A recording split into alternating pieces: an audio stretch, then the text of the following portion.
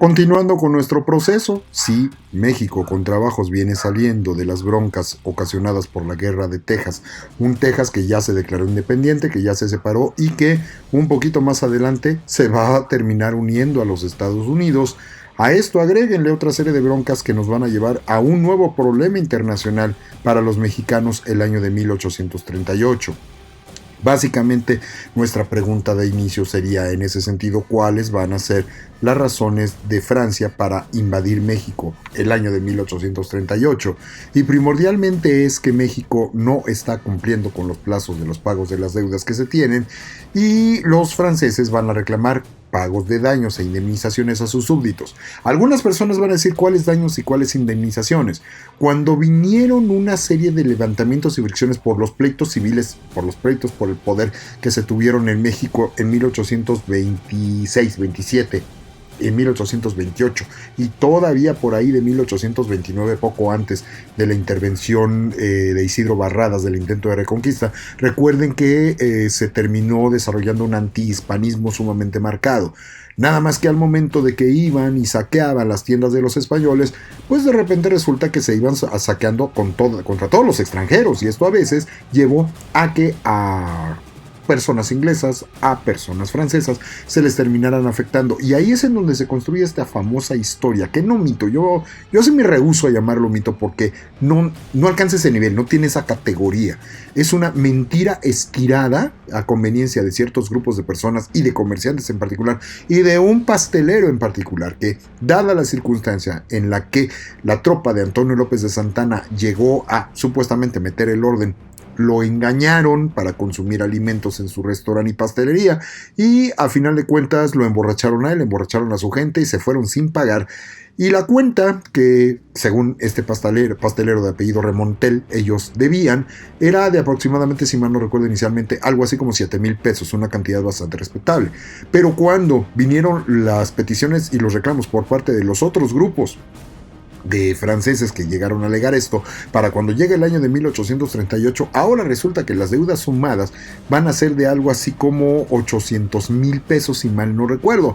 El problema va a ser que dentro de ese dinero una gran cantidad va a ser la que solicita este pastelero, que pasa de 7,000, 6,000 pesos de lo que exige originalmente, algo así como 30,000 pesos, si mal no recuerdo, ¿no? Entonces, sí hay una exageración, algunas fuentes te llegan a decir que incluso es muchísimo, muchísimo más, y es lo que tontamente le da el nombre a este conflicto como la guerra de los pasteles. Ese pastelero no tiene nada que ver, es un pretexto tonto, burdo y absurdo que nosotros desgraciadamente seguimos manejando para nuestras épocas contemporáneas. De esta manera los franceses van a decir, si no nos pagan, vamos a tener que llegar a invadirlos. La excusa concreta, una vez que mandan las tropas y empiezan a rodear los puertos y a bloquearlos para que México se vea obligado a pagar, la excusa para intervenir directamente también va a ser una provocación.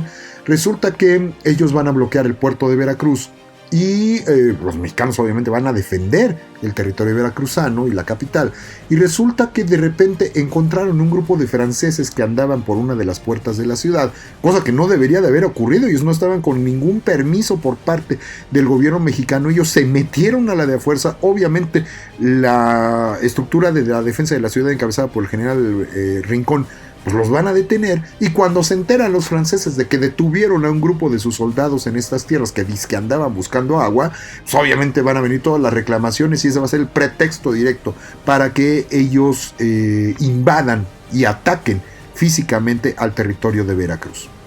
Ahora, imagínense que Veracruz pues, va a terminar cayendo muy rápidamente y las tropas francesas van a empezar a entrar a otras distintas zonas, ¿no? Y aquí podríamos decir, como en el caso del Chapulín Colorado, ¿no? Y ahora, ¿quién podrá defendernos? Y aquí la única persona que tiene la fama conocida en aquellas épocas, que había caído en desgracia, pero que muchos recordaban que pues la única gloria militar que tenemos, pues no lo consiguió él, fue mandar llamar otra vez a Antonio López de Santana para que forme y organice el ejército de defensa, y efectivamente lo mandan a defender el territorio veracruzano. Y aquí va a pasar una cosa muy curiosa, porque va a haber algunos que tengan sus reservas, sí, pero la opinión popular, que primero se había echado en contra de Antonio López de Santana y que se queda con sus reservas para el inicio de ese conflicto, resulta que en la batalla de Veracruz las circunstancias van a terminar a terminar cambiando. ¿Por qué?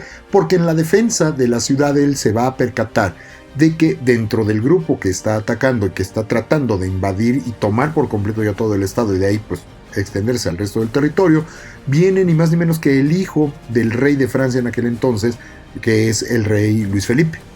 Y el príncipe, en este caso el príncipe heredero, pues imagínate qué representaría si tú lograras tomar al príncipe heredero de la corona de Francia y utilizarlo como objeto o sujeto de cambio para que te dejen de estar molestando a los franceses. Quisieron ir a tomarlo preso, pero en ese momento, cuando ellos inician su ataque, hay una descarga de artillería y uno de los cañones le mata el caballo y le amputa, le deja gravemente destrozada una de sus piernas, y esto va a dar como resultado que se le van a tener que amputar. Entonces imagínense, una vez que le pasa esto, él presentó, no se muere, pero escribe una carta así ya como en estado agónico, donde pide perdón y pide que recuerden que su muerte, que se marque como la línea de batalla para que nunca caigan en manos de los invasores extranjeros, bla, bla, bla, bla, todo el choro que nosotros conocemos, y que el pueblo mexicano se la va a tragar. Esta carta que le va a llegar a la presidencia y que le va a llegar al Congreso, la van a leer en el Congreso y se va a pasar por todos lados como reguero de pólvora.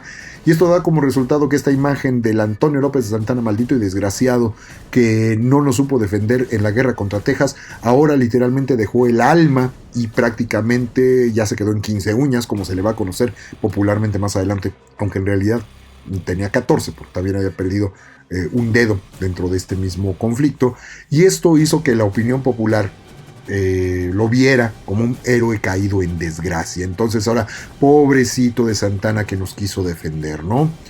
Finalmente, pues se van a ver obligados a sentar a dialogar, y esto va a llegar a llevarnos a que haya un acuerdo diplomático y un acuerdo comercial con los franceses, y que este tratado de paz implica el establecimiento de un compromiso de pago de 600,000 pesos a cambio, ok, ustedes se comprometen a pagar y nosotros les damos, para que vean que ahora sí que no somos mala onda. Acuérdense, siempre hay una necesidad de negociar. El mejor cliente para los bancos es el que tienes endeudado todo el tiempo. Es aquel que no es capaz de pagarte. Entonces tú le vas dando como el chance de pagar, pero le vas subiendo de a poquito los intereses, y así lo mantienes de cliente todo el tiempo. En ese sentido, los mexicanos, los franceses saben perfectamente que no tienen cómo pagar sus deudas. No es problema. Nosotros exigimos que, y tú reconoces que vas a firmar el pago de estos 600,000, pero te vamos a dar plazos, te vamos a dar créditos, incluso te vamos a prestar para que nos pagues. O sea, imagínense a dónde se pueden llegar a manejar las cosas, y esto no va a ser la única vez que va a pasar en México.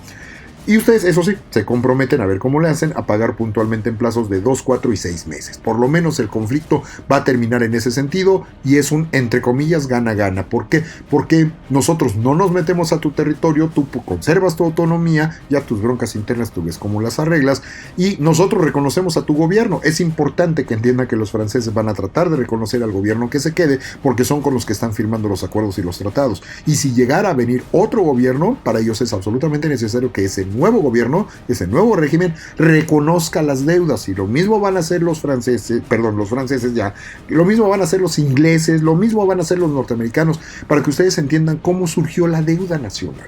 Y esta serie de circunstancias nos llevan a entender que fue una situación de ganar entre comillas. ¿Por qué? Se mantiene la autonomía, porque se retiran los franceses, nos dan créditos, sí, pero nos mantienen endeudados todo el tiempo. Y esto va a permitir que México pues continúe con su circunstancia de poder encontrar un gobierno que pueda seguir funcionando, pero ya se perdió Texas, ya se adquirió una deuda mucho mayor con los franceses, y hay que dejar pasar un poquito más de tiempo, porque ahora se va a dejar venir un conflicto aún mayor con un Estados Unidos que se va a terminar anexionando a Texas y que le va a empezar a echar el ojo a aquello que viene más allá de Texas. Es importante que recuerden que Estados Unidos tiene esta visión de una frontera que no es fija, es una frontera que constantemente se está ajustando y siempre se ajusta para su beneficio. Es una frontera, una nueva frontera que siempre va a crecer a favor de los norteamericanos. Y si en este caso ya tienen Texas, ¿qué es lo que sigue? La frontera con Texas es México. Ya sabemos para dónde se viene el siguiente conflicto.